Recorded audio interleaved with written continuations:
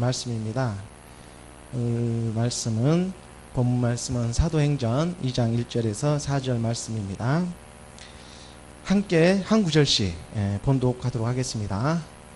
오순절 날이 이미 이름에 그들이 다 같이 한 곳에 모였더니 호련히 하늘로부터 급하고 강한 바람 같은 소리가 있어 그들이 앉은 온 집에 가득하며 마치 불의 혀처럼 갈라지는 것들이 그들에게 보여 각 사람 위에 하나씩 임하여 있더니 그들이 다 성령의 충만함을 받고 성령이 말하게 하심을 따라 다른 언어들로 말하기 시작하니라. 아멘.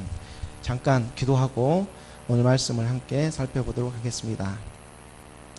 할렐루야. 하나님 아버지 감사합니다. 오늘 말씀 가운데 함께하여 주시옵고 성령의 임재하심으로 진리의 말씀으로 이끌어 주시옵소서. 감사하고 죄에서 구원하신 우리 주 예수 그리스도의 이름으로 기도합니다. 아멘. 어버이날과 또 어린이날이 함께 보낸 바쁜 한 주간이었습니다. 5월은 날씨가 좋아서 많은 행사들이 있는 것 같습니다. 이러한 때에 우리가 간혹 육신의 바쁨으로 예배에 소홀히 하고 또 말씀에 벗어날 수가 있는데 하나님께서는 질투의 하나님이시라 우리의 육신의 일이 또 바쁨이 있다고 하더라도 그래서 그런 삶의 우선순위가 항상 하나님께 있어야 합니다. 영적인 일에 먼저 바빠지는 저와 여러분이 되기를 예수 그리스도의 이름으로 축원합니다. 이번 주가 지나고 다음 주, 다다음 주가 되면 성령 강림 주일입니다.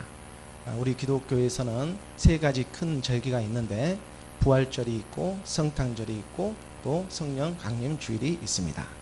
다다음 주가 되면 성령 강림절입니다.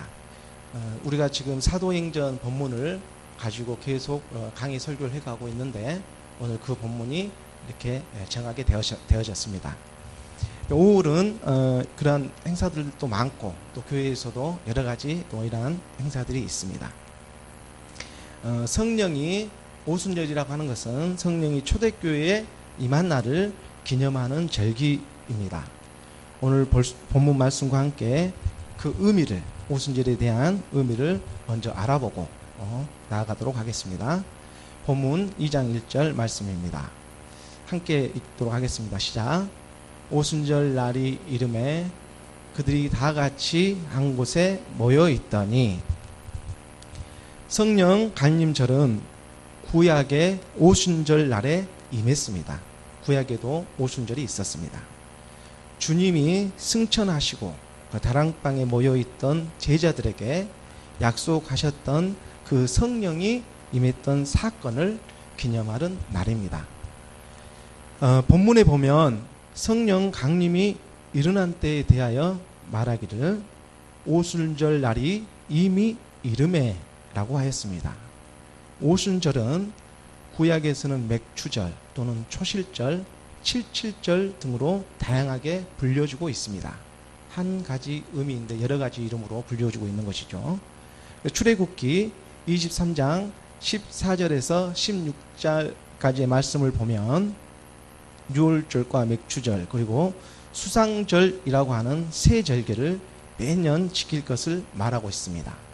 너는 매년 3번 내게 절기를 지킬지니라. 너는 무교병의 절기를 지키라.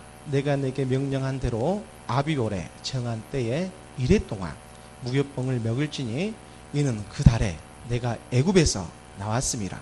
빈손으로 내 앞에 나오지 말지니라. 맥추절을 지키라.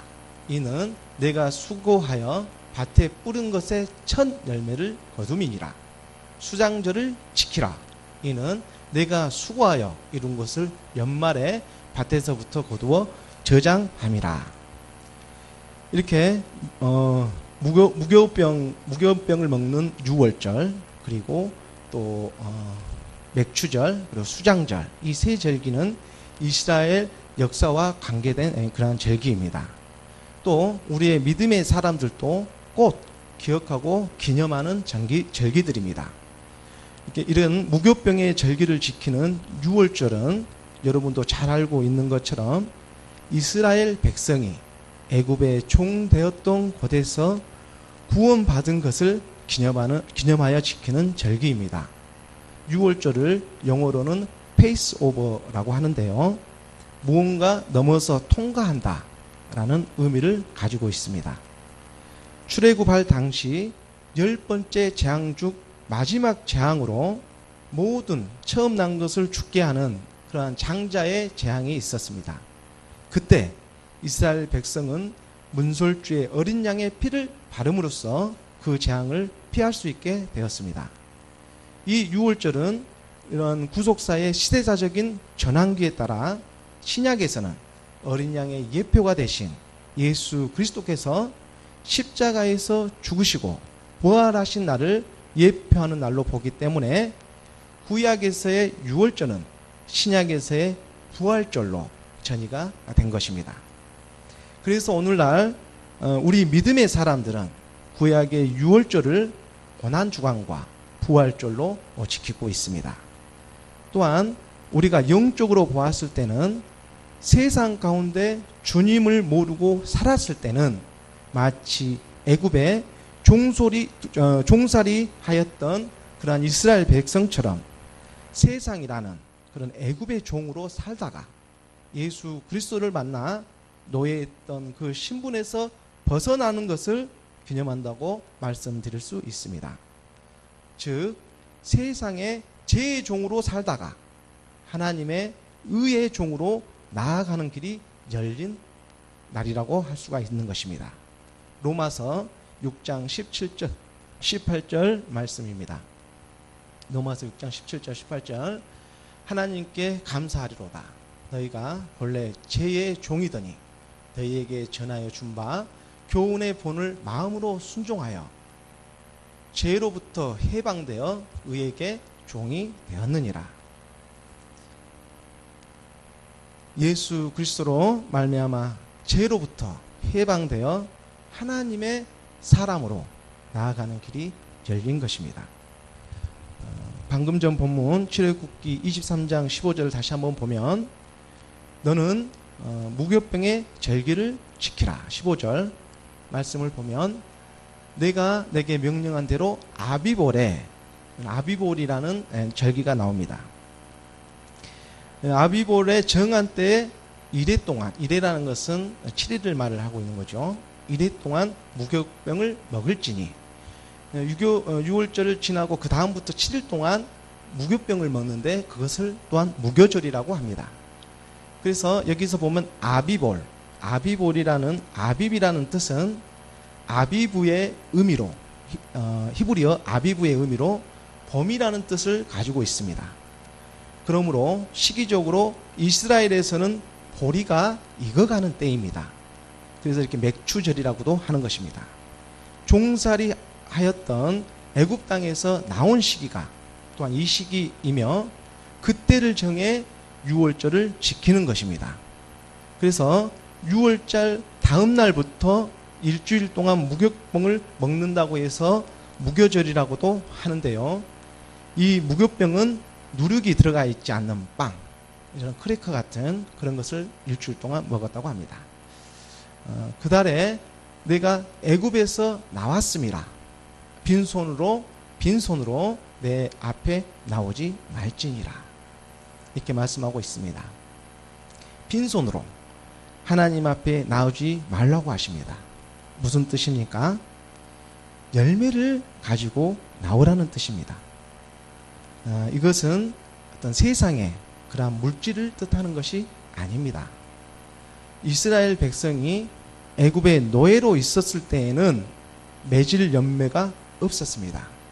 땅도 있지 않았기 때문입니다. 하지만 하나님께서 예비해 주신 젖과 꿀이 흐르는 가나안 땅에서, 그 땅에서는 그 소출을 가질 수 있었던 것입니다. 마찬가지로 오늘날 우리도 세상의 종으로 살았을 때는 우리가 맺을 열매는 있지 않습니다. 만약 있다면 사망에 썩어져 갈 열매뿐이라는 사실입니다. 이 세상은 마치 계속 될 것 같지만 그 끝은 반드시 있기 때문입니다. 예수 그리스도를 만나 죽어져갈 우리를 사망에서 생명으로 옮기셨습니다. 그분을 만나 열매 맺어 그 열매를 가지고 오라는 것입니다. 시기하고 질투하고 화내고 분내고 음란과 방탕과 술 취함과 주술과 우상 숭배에서 벗어나서 사랑과 희락과 화평과 오래 참음과 자비와 양성과 충성과 온유와 절제의 영의 열매를 맺어 가지고 오라는 것입니다. 그 열매를 하나님은 요구하시는 것입니다. 꽃이 피어야 열매를 맺듯이 우리가 그리스도와 함께 옛사람, 이러한 죄의 몸, 이 구습을 십자가에 못 박음으로 말미암아 그 영의 거룩한 열매를 맺을 수 있는 것입니다. 로마서 6장 6절 말씀입니다. 로마서 6장 6절 말씀에 우리가 알거니와 우리의 옛사람이 예수와 함께 십자가에 못 박힌 것은 죄의 몸이 죽어 다시는 우리에게 죄에게 종노를 하지 아니하려 함이니, 우리의 옛사람을 예수와 함께 십자가에 못 박아야 합니다. 그래야지 죄에게 종노를 하지 않는 것입니다. 에베소서 4장 22절 말씀입니다. 에베소서 4장 22절 말씀, 너희는 유혹의 욕심을 따라 썩어져가는 구습을 따른 옛사람을 벗어버리고, 썩어져가는 구습의 옛사람을 벗어버리라고 성경은 우리에게 말씀하고 있습니다. 옛사람을 벗지 못하면 영의 열매를 맺을 수 없기 때문입니다. 하나님은 이스라엘 백성을 애굽의 노예에서 구해내셨던 것처럼 오늘날도 하나님의 백성들을 불러내고 계십니다. 옛사람인 애굽에서 벗어나라고 오늘 이렇게 예배로 모이게 하고 말씀으로 듣게 하시는 것입니다. 하나님의 말씀에 순종하며 나아가시기 바랍니다. 반드시 젖과 꿀이 흐르는 땅과 함께 영의 열매 맺는 기쁨으로 우리를 인도하십니다. 또 출애굽기 23장 16절에 맥주절을 지키라 이렇게 말씀하고 있습니다. 맥주절 지키고 내가 수고하여 밭에 뿌린 것에 첫 열매를 거둠이니라. 구약의 맥주절은 6월절 그 다음 날부터 계수해서 50일째 되는 날에 지켰습니다. 그래서 이 날을 77절 77에 49, 그리고 그 다음 날 계수해서 50일이 되는 거죠. 그래서 77절이라고도 하는 것입니다. 또 오순절, 1순, 2순 해서 5순이 되었을 때 50이라는 수에서 오순절이라고 불렀습니다. 이 절기는 하나님께서 이스라엘 백성들을 종되었던 애굽에서 구출해 내시고 또 추수한 것에 처음 익은 열매인 보리를 하나님께 드리는 그러한 절기였습니다. 이렇듯 처음 익은 열매를 드리는 것은 하나님의 주권을 인정하는 것이며 전적인 헌신을 고백하는 것입니다. 우리가 열매를 거둘 수 있는 것은 각자의 그러한 수고 때문이 아니라 하나님께서 해와 공기와 비를 알맞게 땅에 내려주셨기 때문입니다. 우리가 그래서 받은 것밖에 드릴 것이 없는 것입니다. 마찬가지로 땅의 성분을 가지고 있는 우리도 영적으로는 하나님의 말씀이 우리 가운데 임하여 우리의 신진대사를 원활하게 하시면 물론이요, 더 나아가 아버지의 말씀으로 거룩한 성령의 그 열매를 거둘 수 있는 것입니다. 이 맥주절이라고 하는 오순절은 이스라엘 백성들이 기업으로 받은 가나안 땅에서 열매로 누리며 하나님의 은혜로운 통치를 기념하면서 지키는 날이었습니다. 바로 이날에 성령님이 오셨습니다. 본문 말씀 사도행전 2장 1절에 함께 읽겠습니다. 2장 1절 시작. 오순절 날이 이미 이름에 그들이 다 같이 한 곳에 모였더니, 오늘 본문은 예루살렘을 떠나지 말고 기다리라, 성령을 받으리라 하시며 예수님이 승천하실 때에 약속하셨던 일이 성취되고 있는 장면입니다.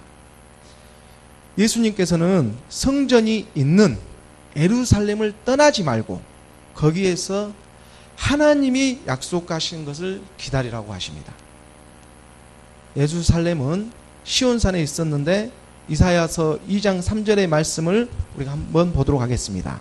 이사야서 2장 3절의 말씀에 많은 백성이 가며 이르기를 오라 우리가 여호와의 산에 오르며 야곱의 하나님의 전에 이르자 그가 그의 길을 우리에게 가르치실 것이라 우리가 그 길로 행하리라 하리니 이는 율법이 시온에서부터 나올 것이요 여호와의 말씀이 예루살렘에서부터 나올 것입니다. 율법의 교훈이 시온에서부터 나올 것이요 여호와의 말씀이 예루살렘에서부터 나올 것임이니라. 이사야 선지자는 이렇게 예언하고 있습니다.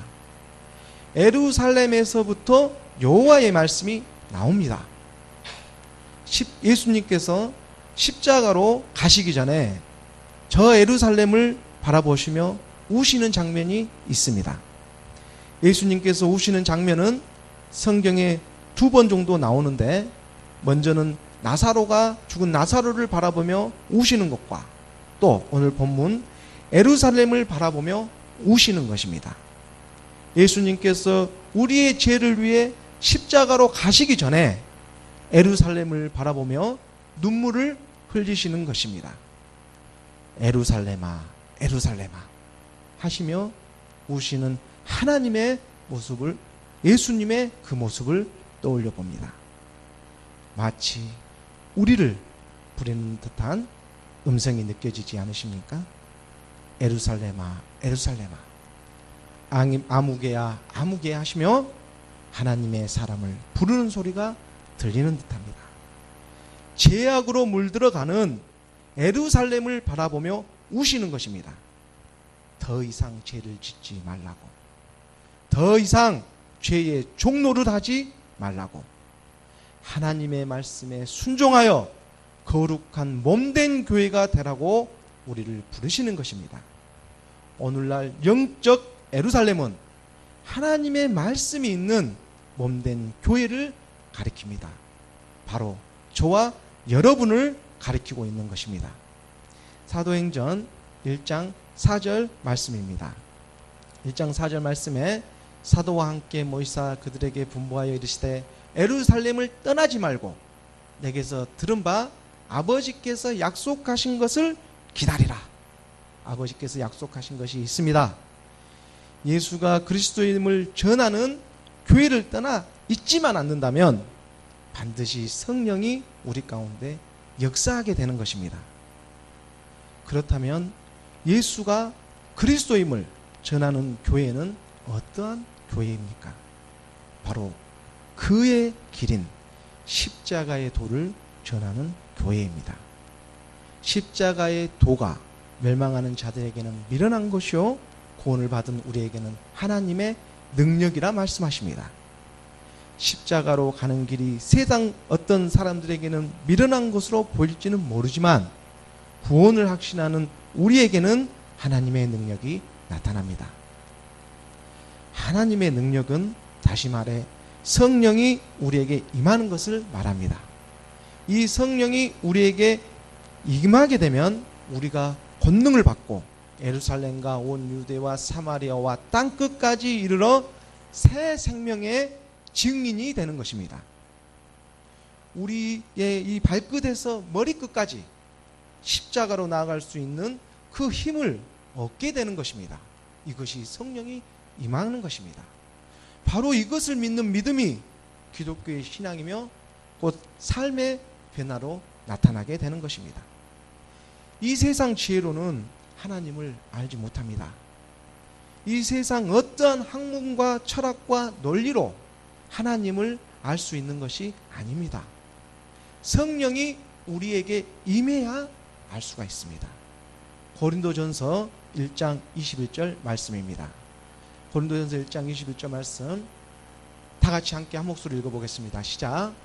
하나님의 지혜에 있어서는 이 세상이 자기 지혜로 하나님을 알지 못하므로 하나님께서 전도에 미련한 것으로 믿는 자들을 구원하시기를 기뻐하셨도다. 세상에서 어리석어 보이는 그리스도의 십자가의 메시지는 믿는 자들을 구원하는 것입니다. 전하며 선포하는 하나님의 사람이 아버지의 말씀과 함께 할 때 그 하나님의 말씀은 살아있고 활력이 있어 좌우의 날선 어떤 검보다 예리하여 혼과 영과 및 관절과 골수를 찔러 쪼개기까지 하며 또 우리의 생각과 그 뜻을 감찰하시는 것입니다. 그로 말미암아 우리가 저절로 은혜의 자리에 서게 되는 것입니다. 그 말씀이신 그리스도를 마음으로 믿으시기 바랍니다. 오순절에 성령이 오신 것은 예수님께서 공생의 기간 동안 약속하는 것이 반드시 성취된다고 하는 사실을 우리에게 보여주고 있습니다. 오늘 본문에서는 성령이 가시적으로 눈에 보이도록 나타나고 있는데 그 현상들을 한번 살펴보도록 하겠습니다. 먼저는 사도행전 2장 2절 말씀입니다. 사도행전 2장 2절 말씀 함께 읽겠습니다. 시작. 호련히 하늘부터 급하고 강한 바람 같은 소리가 있어 그들이 앉은 온 집에 가득하며. 첫 번째 가시적 현상은 갑자기 하늘로부터 급하고 강한 바람 같은 소리가 온 집에 가득하게 되는 것입니다. 성령이 임하심을 묘사하고 있습니다. 성령을 나타내는 단어는 본문의 표현처럼 바람을 뜻하기도 합니다. 그렇다고 해서 성령이 바람은 아닙니다. 성령이 바람에 비유되는 것은 바람의 작용이 성령의 작용과 비슷하기 때문입니다. 바람이 임의로 부는 것 같이 성령이 일하시는 것은 하나님의 절대적인 주권을 따라서 일어난다는 것입니다. 그러나 바람이 보이지 않지만 바람이 불면 흔들리는 물체를 보고서 그 바람의 방향과 바람의 존재를 아는 것 같이 성령 또한 성령께서 하신 그런 일의 결과를 보고서 그 능력이 어떠하다는 것을 아는 것입니다. 성령은 진리의 영으로 우리를 진리 가운데로 이끄시기 때문입니다. 요한복음 16장 13절 말씀에 보면 그러나 진리의 성령이 오시면 그가 너희를 모든 진리 가운데로 인도하시리니 그가 스스로 말하지 않고 오직 들은 것을 말하며 장래일을 너희에게 알리시리라. 성령은 임의로 말하지 아니하고 오직 들은 것을 가르쳐 주십니다. 그러므로 우리가 성령의 도우심으로 하나님의 말씀을 깨달아갈 수 있는 것입니다. 그런데 본문에서 급하고 강한 그런 바람이라고 한 것은 성령의 역사의 그러한 긴급성과 그 성령의 능력의 강하심을 보입니다. 강공적인 성령의 역사입니다. 이러한 성령의 역사는 긴급하게 또 강하게 이루어짐을 나타내고 있습니다. 그 성령의 능력은 헬라어로 두나미스라고 하는데 두나미스는 다이너마이트의 어원이 되기도 합니다. 같은 이런 다이너마이트 같은 폭발적인 능력을 뜻하고 있습니다. 예수님이 승천하시고 초대교회의 복음은 유럽 각지를 흔들고 로마를 점령할 뿐 아니라 지금은 세계를 복음으로 전파되어지고 있습니다. 오늘날 이런 예수님을 모르는 사람이 어디 있습니까? 그러나 예수님은 알고 있는데 예수님을 잘 알지 못한 사람이 많을 뿐입니다.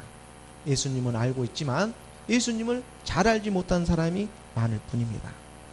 성령은 급한 바람, 강한 바람같이 임하십니다. 하나님의 강군적인 역사는 지금도 급하고 강하게 역사하고 계십니다. 구약시대에 애굽 사람들이나 블레셋이나 또 그렇게 많은 하나님의 전능하신 능력을 보았지만 그들은 올바르게 믿음을 가지지는 못했습니다. 그런데 오늘 세대는 더 악하고 강팍한데 우리들이 어떻게 복음을 들었습니까? 복음의 때가 임한 것입니다. 예수님께서 십자가에 죽으시고 하늘에 오르시어 성령을 우리 각 사람에게 보내주시고 계시는 것입니다. 그러므로 성령의 그런 급하고 강한 바람과 같은 역사가 우리들로 하여금 복음을 들을 때에 강권적으로 듣게 하시고 믿어 구원을 얻게 하시는 것입니다. 지금도 이 성령은 복음을 전하는 자들을 붙들고 또 강하고 급하게 일하고 계십니다. 우리가 어떻게 전도를 하겠습니까? 우리가 어떻게 사람을 변화시키며 회개시키겠습니까? 우리는 할 수 없습니다. 하지만 우리 안에 계신 그분이 역사하시는 것입니다. 예수님을 3번씩이나 부인했던 베드로는 이 오순절 성령이 임하자 예수는 그리스도임을 담대히 전하게 되었고 하루에 3,000명, 5,000명이 믿음으로 나오는 역사가 하루 만에 이루어지는 것을 볼 수 있습니다. 사도행전 2장 41절 말씀입니다. 그 말을 받은 사람들은 세례를 받으며 이날의 신도의 수가 3,000이나 더하더라.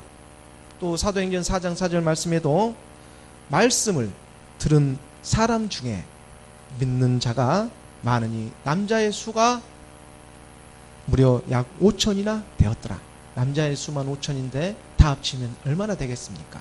하루에 적어도 15,000명, 2만 명이 믿음으로 나오는 역사가 이때 일어난 것입니다. 하나님의 그 초대교회에 주셨던 성령이 오늘 또 마지막 때에 동일하게 나타날 줄 믿습니다. 그 하나님의 선물인 이 성령을 그렇다면 우리가 어떻게 하면 이 성령을 받을 수 있겠습니까? 말씀을 자세히 상고해 보면 초대교회 베드로 사도는 우리에게 말씀으로 가르쳐주고 있습니다. 사도행전 2장 38절 말씀입니다. 사도행전 2장 38절 말씀에 베드로가 이르되 너희가 회개하여 각각 예수 그리스도 이름으로 세례를 받고 죄 사함을 받으라. 그리하면 성령의 선물을 받으리니. 이렇게 말씀하고 계시는 것입니다. 오늘날 시대는 성령이 급하고 강한 바람이 부는 때입니다. 성령의 역사는 그런 마가의 다락방에 임한 것이 아니라 바로 거기에 있던 각 사람에게 임한 것입니다. 우리 한 사람 한 사람이 그래서 중요한 것입니다. 한 사람 한 사람이 다 성령의 충만함을 받아야 합니다. 예수가 그리스도였음을 몰랐던 것을 회개하고 각각 복음을 받고 제사함을 받아야 합니다. 그리하면 성령의 선물을 받게 된다고 말씀으로 가르쳐주고 있습니다. 예수에서 머물러 있으면 안 됩니다. 예수 안에 있는 그 생명 그리스도를 만나야 합니다. 예수가 그리스도입니다. 사도행전 2장 36절 말씀입니다. 2장 36절 말씀 함께 봉독하겠습니다. 시작. 그런즉 이스라엘 온 집은 확실히 알지니 너희가 십자가에 못 박은 이 예수를 하나님이 주와 그리스도가 되게 하셨느니라. 십자가에 못 박인 그 예수를 하나님이 주와 그리스도가 되게 하셨습니다. 그러나 오늘날 많은 사람들이 십자가에 가지 않은 예수에만 머물러 있습니다. 오늘날 교회에 다니는 많은 사람들의 문제는 예수님께서 내 대신 죽으신 분이라고만 생각한다는 것입니다. 성경은 자세히 보고 전해야 합니다. 대신은 없습니다. 하나님은 함께 하시자고 합니다. 로마서 6장 6절 말씀입니다. 로마서 6장 6절 말씀에 우리가 알거니와 우리의 옛사람이 예수와 함께 십자가에 못 박힌 것은 죄의 몸이 죽어 다시는 우리가 죄에게 종노를 하지 아니하려 함이니 예수와 함께 옛사람을 십자가에 못 박습니다. 한 구절 더 보도록 하겠습니다.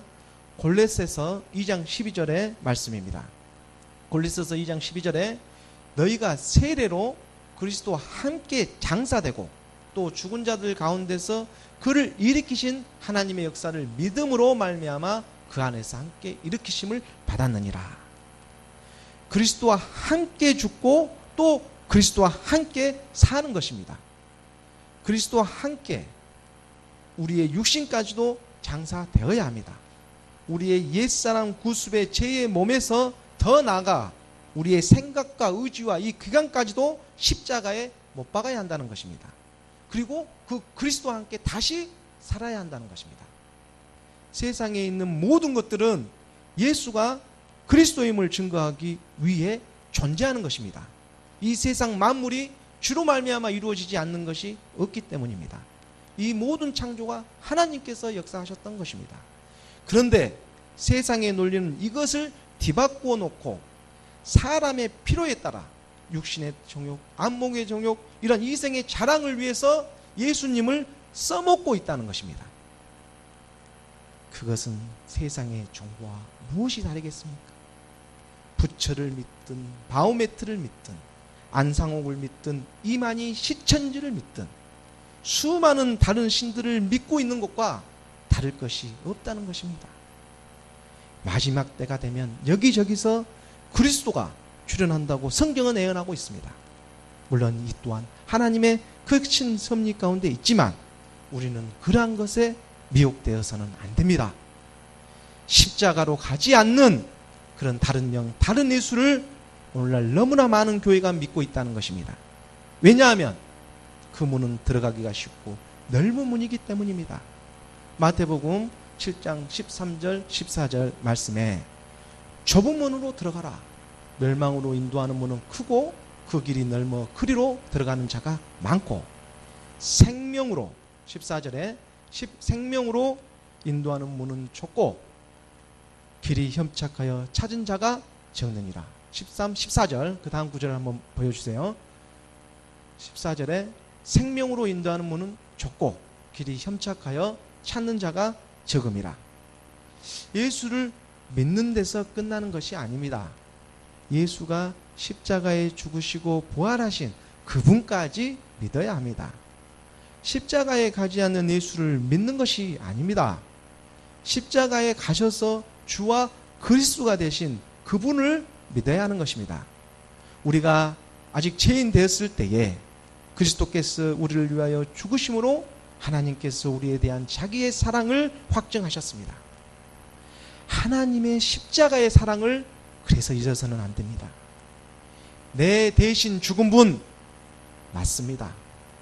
하지만 우리의 죄를 위해서 죽으신 것뿐만 아니라 우리의 죄를 멸하려고 없이 하려고 오셨다는 것 또한 분명히 알아야 한다는 것입니다. 요한일서 5장 8절 말씀입니다. 요한일서 5장 8절 말씀에 요한일서 5장 8절 3장 8절 말씀입니다. 미안합니다. 요한일서 3장 8절 말씀 5장 8절 말씀이 아니라 3장 8절 말씀에 죄를 짓는 자마다 마귀에 속하나니 마귀는 처음부터 번제함이라. 하나님의 아들이 나타나신 것은 마귀의 일을 멸하려 하심이라. 예수님께서는 하나님의 아들로 이 세상 가운데 오셨습니다. 죄를 용서하는 것뿐만 아니라 죄를 멸하기 위해서 우리 주님이 오셨다는 것을 말씀에서 잘 아시기 바랍니다. 한쪽 날개로는 날 수가 없습니다. 어떻게 새가 한쪽 날개로 날 수가 있겠습니까? 구원의 날개는 양쪽 날개를 다 펼칠 때 날 수가 있는 것입니다. 죄를 사하는 것뿐만이 아니라 죄를 멸하기 위해서 오셨다는 것을 우리가 예수 그리스도 안에서 발견하는 것입니다. 우리의 죄를 위해 말씀이 육신으로 오신 그분을 그래서 진리로 믿으시기 바랍니다. 십자가에서 자기의 몸을 들이신 예수님 안에 있는 그리스도를 생명으로 믿으시기 바랍니다. 그래서 예수님 안에 말씀이 있다고 성경은 계속해서 우리에게 말씀하고 있는 것입니다. 예수님 안에 그분을 입으로 시인하고 마음으로 믿는 역사가 오늘 함께 하시기를 예수 그리스도의 이름으로 축원합니다. 초대교회의 이 오순절 날에는 가시적인 두 번째 현상이 있었습니다. 그것은 바로 바람에 이어서 불입니다. 사도행전 2장 3절 말씀입니다. 함께 읽겠습니다. 시작. 마치 불의 혀처럼 갈라지는 것들이 그들에게 보여 각 사람 위에 하나씩 임하여 있더니 마치 불의 혀처럼 갈라지는 모양으로 다락방에 보여있던 사람들 한 명 한 명 위에 임하십니다. 실제적으로 시각적으로 보이는 것입니다. 이 불의 혀 같은 모양은 영의 임재를 상징합니다.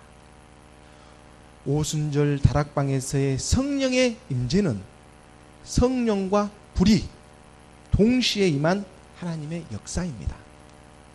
바람처럼 청각적으로 감지된 성령은 소리로 온 집에 충만히 임하고, 또한 마치 불의 혀처럼 갈라지는 것들이 시각적으로 그들에게 나타내 보였습니다. 구약에서는 여러 번 하나님의 임재를 불로 표현하고 있습니다. 출애굽기 같은 경우에는 모세가 호렙산에서 하나님을 만날 때 그분은 떨기나무에 타지 않는 불로서 임재하였습니다. 불은 거룩함을 나타내는 것처럼 성령의 임재 또한 불의 모습으로 우리를 거룩하게 인도하시는 것입니다. 또한 이 불은 소멸시키는 기능과 심판의 기능을 동시에 나타내기도 합니다. 신명기 4장 24절 말씀입니다. 신명기 4장 24절 말씀에 내 하나님 여호와는 소멸하는 불이시요 질투하시는 하나님이시라. 소멸 부르시며 질투하시는 하나님이십니다. 이 말씀은 하나님 외에 다른 신을 섬기거나 어떤 형상의 우상도 조각하지 말라고 하신 신명기의 하나님 말씀입니다. 마태복음 3장 12절 말씀에 손에 키를 들고 자기의 타작마당을 정하게 하사 알곡은 모아 곡간에 들이고 쭉정이는 꺼지지 않는 불에 태우시리라. 알곡과 쭉정이의 비유를 통해서 마지막 심판의 때의 계시의 말씀으로 그런 불의 심판을 가르쳐주고 있습니다. 이렇듯 불의 이미지는 어떻습니까? 강력하고 뜨겁습니다. 불은 더럽고 오염된 이런 모든 것을 태워 깨끗하게 합니다. 구약에서 우리가 제물을 드릴 때 불로 태워서 하나님께 드렸습니다. 우리의 문명은 불과 함께 시작되었다고 말할 수 있습니다. 실생활에서도 불은 잘 사용하기만 하면 사람에게 얼마나 유용한 것이 됩니까? 하지만 그 불을 잘못 사용하게 되면 엄청난 재난이 발생한다는 사실을 잘 알고 있습니다. 영적인 세계에서도 마찬가지입니다. 우리를 도우는 성령이 있는가 하면 우리를 괴롭히는 악령이 있다는 사실을 말씀 안에서 분별할 수 있어야 합니다. 악령도 불처럼 임하기 때문입니다. 하나님의 영은 강력한 능력으로 뜨겁게 역사하십니다. 우리의 죄를 태워 정결하게 하십니다. 누가복음 3장 16절 말씀입니다. 누가복음 3장 16절 말씀에 요한이 모든 사람에게 대답하여 이르되 나는 물로 너희에게 세례를 베풀거니와 나보다 능력이 많으신 이가 오시나니 나는 그의 10만 끈을 풀기도 감당하지 못하겠노라. 그는 성령과 불로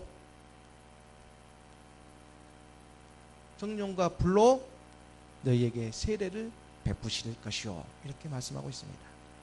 그는 성령과 불로 세례를 주실 것이라고 했습니다. 성령과 불, 성령 세례와 그리스도의 세례를 나타내고 있습니다. 예수님께서 십자가에 죽으시고 주와 그리스도가 되어섰습니다. 이제는 그분께서 성령과 불로 우리에게 나타나시는 것입니다.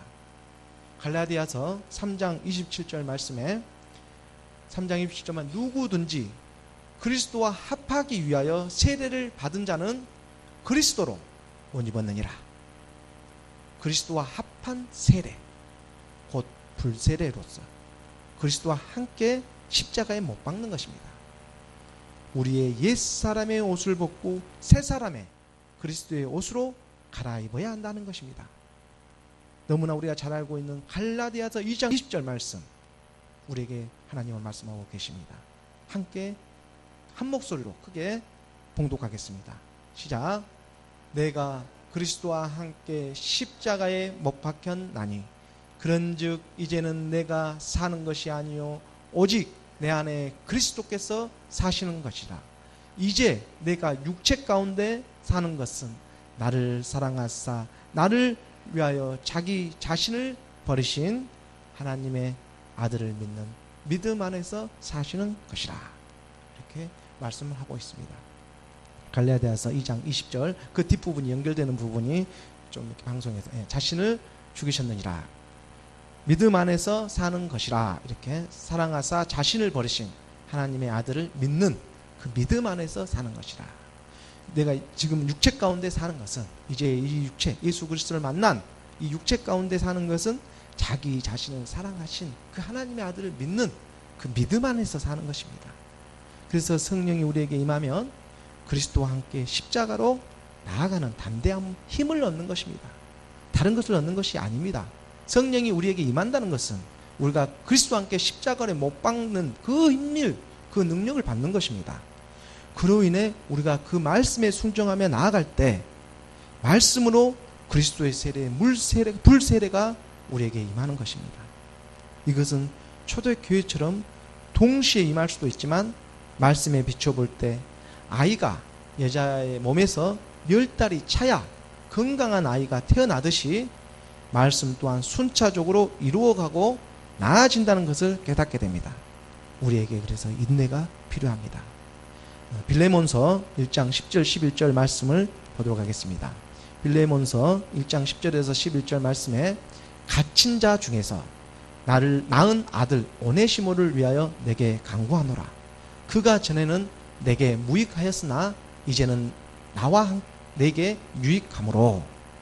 우리가 이 빌레몬서는 성경에서 모르는 사람도 있겠지만 이 빌레몬서는 빌레몬의 종이었던 그 오네시모가 바울을 만나 그리스도인으로 나아진 것을 기록한 이 한 장만 있는 바울의 서신서입니다. 오네시모가 바울을 만나서 그리스도인으로 거듭난 것처럼 또 하나님의 사람을 만나 말씀으로 거듭나 나아지기를 소원합니다. 오늘 본문 사도행전 2장 4절 말씀입니다. 사도행전 2장 4절 말씀 다 함께 봉독하겠습니다. 시작. 그들이 다 성령의 충만함을 받고 성령이 말하게 하심을 따라 다른 언어들로 말하기 시작하느니라. 성령의 충만함을 받고 성령의 말하게 하심을 따라 할 때 이 앞에 있는 성령과 뒤에 있는 성령은 차이점이 있습니다. 앞에 있는 성령은 성령으로, 뒤에는 그냥 영으로 읽어야 합니다. 한글 성경 번역은 성령과 영을 그냥 동일시해서 보는 경향이 있는데 성령과 영은 분명한 차이점을 가지고 있습니다. 앞에 있는 성령은 헬라어로 퓨뉴마 하기오, 영어로는 홀리 고스트, 홀리 스피릿이라고 하며 뒤에 나오는 성령은 영으로 그냥 헬라어 퓨뉴마, 그리고 정관사 더를 붙여서 더 스피릿, 이렇게 더 스피릿이라고 강조하고 있습니다. 이렇게 분명한 차이점이 있습니다. 푸뉴마 하기오. 그래서 한글은 번역상 쉽게 하기 위해서 영이라고 쓰여진 부분을 거의 대부분 성령으로 동일시해서 해석하는 오를 범하고 있는 것입니다. 여기서 말하는 차이점이라고 하는 것은 완전히 다른 것을 의미하는 것이 아닙니다. 같은데 다르다는 의미로 생각하시기 바랍니다. 우리가 일란성 쌍둥이를 보더라도 모습은 같지만 성격은 다른 것을 볼 수 있지 않습니까? 그런 다름입니다. 요한복음 14장 16절 말씀입니다. 요한복음 14장 16절 말씀에 내가 아버지께 구하겠으니 그가 또 다른 보혜사를 너희에게 주사 영원토록 너희와 함께 있게 하리니. 또 다른 보혜사. 보혜사는 성령을 나타내는데 또 다른 보혜사. 또 다른 보혜사가 바로 성령을 또한 나타내는 것입니다. 그래서 보혜사는 성령을 나타냅니다. 그런데 또 다른 보혜사는 표현을 하고 있지 않습니까? 여기서 다른 보혜사의 다른의 뜻 또한 헬라어 알로스, 내적으로는 질적 차이를 나타내는 것입니다. 내적으로 질적인 이러한 차이가 있다는 것입니다. 같으면서도 그 깊이에서 다르다는 의미를 내포하고 있음을 발견하게 됩니다. 그래서 성령과 영은 그러한 차이점을 갖고 있는 것입니다. 초대교회의 성령 간임은 단순하게 성령의 임재하심을 말하는 것이 아니고 불세례, 즉 그리스도의 영이 함께 임한 그러한 대사건으로 보아야 하는 것입니다. 오순절 세 번째 현상은 다른 언어로 말하기 시작하는 방언입니다. 그들이 다 이 성령의 충만함을 받고 영이 말하게 합니다. 성령이 충만하여서 그래서 영이 말하게 하심을 따라 다른 언어들로 말하기를 시작하는 것입니다. 사도행전 2장 4절의 말씀으로 다시 한번 봐주십시오. 2장 4절 말씀에 사도행전 2장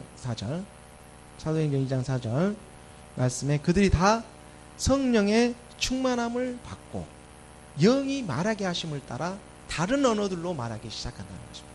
앞에 성령은 홀리 가스트, 홀리 스프릿, 피뉴마 하기오, 뒤에 성령은 더 스프릿, 그 더 스프릿, 정관사 더를 쓴 것입니다. 정관사 더를 쓰고 더 스프릿, 그리고 푸뉴마, 그냥 히브리 헬라어로는 피뉴마 이렇게 나타내고 있는 것입니다. 이 구분점이 있어야 하는 것입니다. 그래서 성령과 불로 오순절을 맞이하게 되는 것입니다. 그래서 성령과 불로 세례를 준다고 하지 않습니까? 성령과 불로 세례를 주어야 하는 것입니다. 그래서 불세례가 바로 그리스도와 함께 십자가에 죽는 그 세례를 말하는 것입니다. 성령이 임하면 우리가 불세례, 그리스도로 나아갈 수 있는, 그래서 그 힘을 얻는 것입니다. 이것을 하나님이 지금 말씀하고 계시는 것입니다. 이렇게 급하고 강한 바람 같은 소리와 불의 혀 모양으로 성령이 임하자 어떤 현상이 일어났습니까? 그 자리에 모인 모든 사람이 성령의 충만함을 받습니다. 그리고 영이 말하게 하심을 따라 각자 다른 언어, 다른 나라 말로 방언을 하게 됩니다. 오순절의 방언은 다른 나라 말, 즉 애국어로 한 방언입니다. 그들이 태어나 단 한 번도 배운 적이 없는 애국어를 방언으로 하게 된 것입니다. 오순절 강림 때, 성령 강림 때 방언을 하게 된 것은 특별한 의미가 있습니다.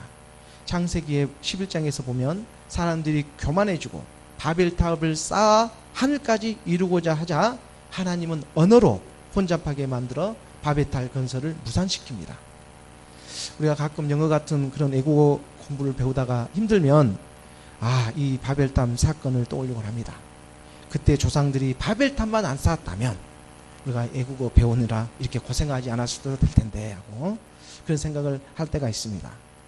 이렇게 바벨탑 사건 때 혼잡해지고 나누어진 언어가 오순절 강림 사건 때 방언의 역사를 통해 하나가 됩니다. 또 외국어의 장벽이 무너지고 이 혼잡해진 언어가 다시 회복됩니다. 그래서 이 사건은 죄로 말미암아 언어가 혼잡해집니다. 우리의 말들이 혼잡해집니다. 이 말씀이 성령의 강림을 통해서 다시 회복되는 그런 새 시대, 즉 성령의 시대가 아니라 성령의 영의 시대, 그 성령의 영의 시대가 시작된다는 것을 알고 있는 것입니다. 그러므로 오늘 우리는 이 성령의 영의 시대에 살고 있는 것입니다. 성령의 도우심으로 이 세대에 우리의 영이 회복되어지고 자체가 정결하게 되며 말씀이 회복되는 역사가 그래서 일어나기 시작하는 것입니다. 그 예수님을 만나 죄를 깨닫고 회개할 때 성령의 선물로 우리에게 임하십니다. 또 우리가 그 성령의 인도하심에 순종하며 말씀 앞에 나아갈 때 어떤 행위가 아니라 말씀 앞에 순종하며 나아갈 때 그 예수님 안에 있는 생명 그리스도를 만나게 됩니다. 이게 불세례입니다. 그로 말미암아 내게 능력 주시는 자 안에서 내가 모든 것을 할 수 있게 되는 것입니다. 이 하나님의 사람들이 가고 있는 길에 이 세상의 모든 다른 것들은 저절로 그래서 이루어지게 되는 것입니다. 먼저는 우리가 그로 말미암아 내게 능력 주시는 자, 그로 말미암아 우리가 그리스도와 함께 십자가의 못박으로 말미암아 내게 능력 주시는 자, 그 자 안에서 내가 모든 것을 할 수 있는 것입니다. 기도하겠습니다. 할렐루야. 하나님 아버지 감사합니다. 오늘 참으로 예수가 그리스도심을 믿게 하여 주시니 감사합니다. 초대교회의 제자들에게 성령과 영의 충만함으로 예수가 그리스도의심을 믿게 하신 것처럼 오늘날 우리도 마찬가지로 성령의 역사가 우리 가운데 임하사 옛사람, 사망의 몸, 죄의 몸 이 구습을 십자가의 못박음으로 새 생명으로 나아가기를 소망합니다. 마지막까지 믿음의 경주를 다할 수 있도록 주여 붙들어 주시옵소서. 그리고 부활의 증인된 삶을 살아갈 수 있도록 주여 붙잡아 주시옵소서. 감사하고 죄에서 구원하신 예수 그리스도의 이름으로 기도합니다.